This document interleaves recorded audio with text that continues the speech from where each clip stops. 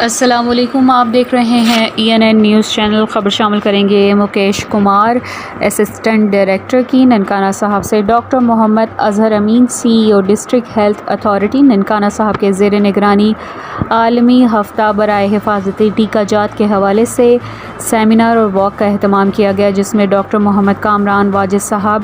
DHO PS Nankana Sahib, doctor Naveed Mazhar DDHO Shahkot, Kashif Ali Zain UNICEF, Muhammad Nawaz دیرتھ DSV Nankana Sahib کے علاوہ CDC wing, sanitation wing, nutrition wing, EPI wing, اس کے علاوہ